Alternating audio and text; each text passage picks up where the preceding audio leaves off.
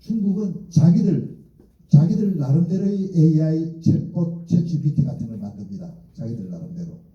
그러니까 우리가 지금 전 세계적으로 쓰는 건 유튜브가 있으면 중국판 유튜브는 별도로 만듭니다. 그리고 아까 가장 많이 쓰는 구글은 전 세계적으로 가장 많이 쓰는데 그 구글하고 똑같은 기능을 가진 것을 중국 자체적으로 만들어서 중국인들 전부 그거 쓰게 만듭니다. 똑같은 식으로 AI를 중국인들이 쓰도록 하는 AI 챗봇을 만들었는데 그거 들어가서 미국 기자가 들어가서 대만을 치니까 대만은 중국 땅이다라고 합니다. 이런 걸 보면 중국 당국이 개입을 하고 있다는 게 반증이 되고, 그래서 틱톡도 중국 당국이 하고 있는지 아니면 마음만 먹으면 할 수 있지 않느냐라는 게 미국과 서방의 의구심입니다.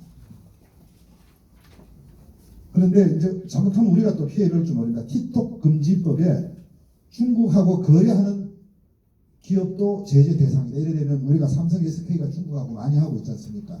그래서 뭐 이런 것들 뭐 우려되고 그러는데, 하여튼 이거는 뭐 이건 우리 영역이 아니니까 뭐 알아서들 잘 해결해야 되겠죠.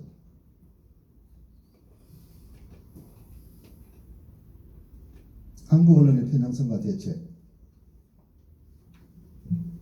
디지털 뉴스 리포트 한국편. 디지털 뉴스 리포트라는 것은 영국 로이터 저널리즘 연구소라고 영국 옥스퍼드 대학 구설 연구 기관입니다. 뭐 어쨌든 가장 그 신뢰도와 권위가 높은 기관이죠. 이 기관이 세계 주요 46개국을 대상으로 매년 언론 신뢰도를 국가별로 조사합니다. 각 국가별로 주요한 나라만 대상으로 46개국.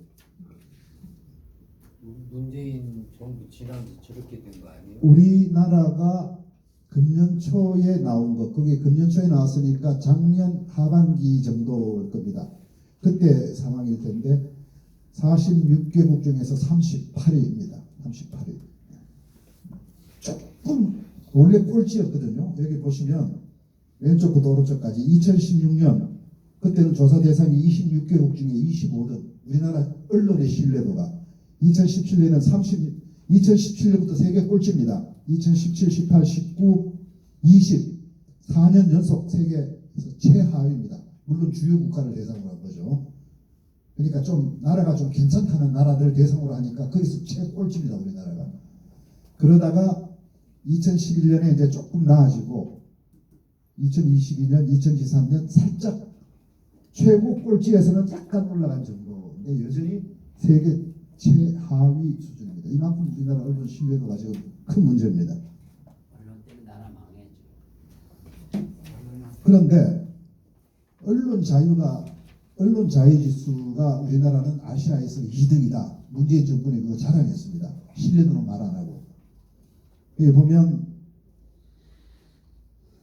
제일 오른쪽이 윤석열 정부 들어와서의 언론 자유 지수 순위고, 그 바로 왼쪽이 문재인 정부 5년간, 그리고 그 앞은 박근혜 정부 4년간.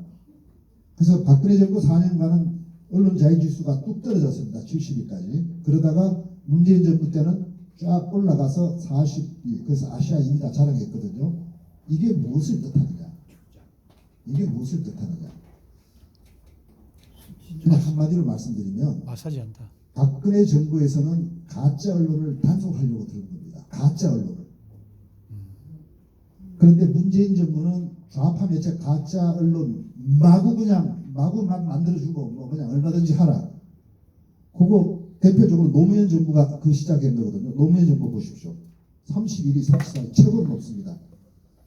막 너도 언론, 나도 언론 한 명만 뭐 예를 들어서 극단적으로 한 명만 신고해버리면 나도 무슨 뉴스 매체 이래가지고 만들어서 나 기자료하고 막 기사 쓰고 이렇게 올립니다. 그거를 무한정 풀어줘 버린 게 노무현 정부고, 그러다가 이명박 정부에서 그 폐해가 너무 심하니까 좀 단속을 하고, 그러다가 이명박 정부 초기에 69위까지 떨어졌다가 광우병 사태 맞고는 손 바짝 들어버리니까 다시 42위로 쭉 올라가 버렸죠. 그러니까 매체 남발이 막 된 거죠. 그러다가 박근혜 정부 또 단속 들어가서 떨어졌다가 또 문재인 올라가고. 저는 이거를 그렇게 해석합니다.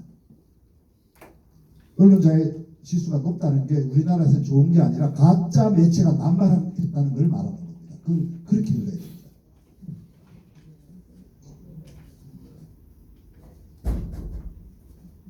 설득이 지식을 지배한다. 아무리 맞아도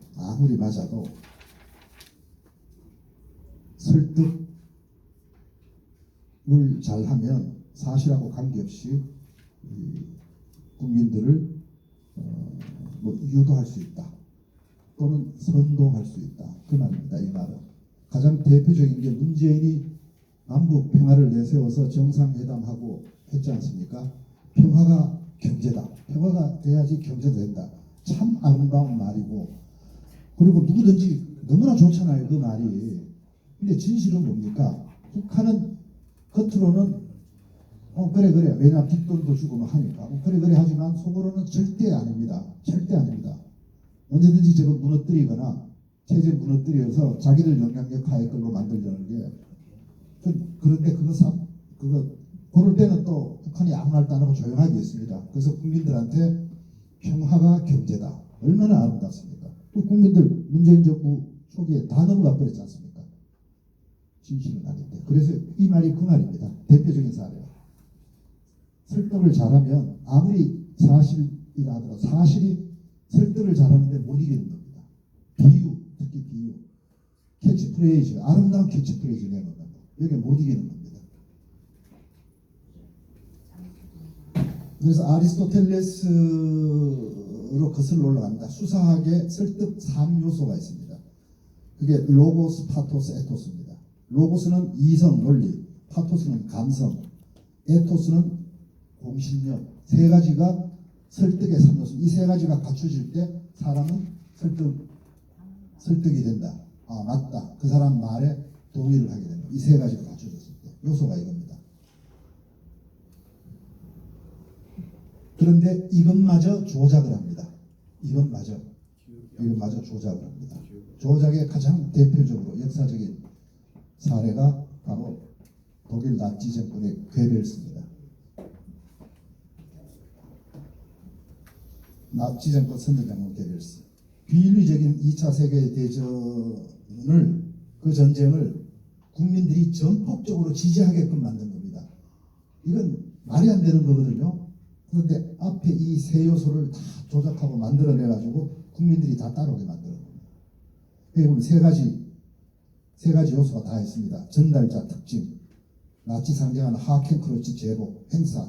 그 당시 뉴미디어가 최고의 뉴미디어가 라디오가 막 나왔을 때거든요. 라디오에서 뭐가 나오면 사람들이 전율을 하고 진짜로 느낍니다. 지금 우리가 텔레비전을 통해서 기자회견을 하고 대통령이나 뭐 딱 하면 그대로 그냥 받아들이는 그런 지금 마음가짐이 돼버리잖아요. 똑같습니다.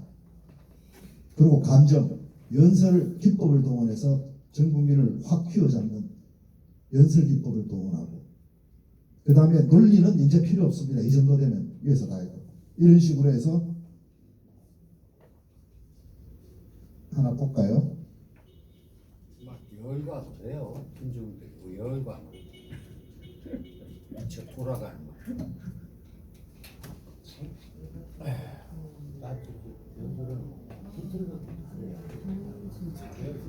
괴벨스의 명언 모음 한번 보십시오. 짧죠. 안 보이는 작은 거짓말보다 큰 거짓말에 대중은 속는다. 작은 큰 거짓말에 속는다. 평화가 경제다도 그 큰 거짓말이죠. 지금 우리 정치 현실이 똑같습니다. 거짓말도 100번 말하면 진실이 된다. 이 전부 괴벨스가 했던 것들입니다. 그걸 우리 정치권이 그대로 받아와서 하고 있는 겁니다. 지금 거짓말도 100번 말하면 진실이 된다.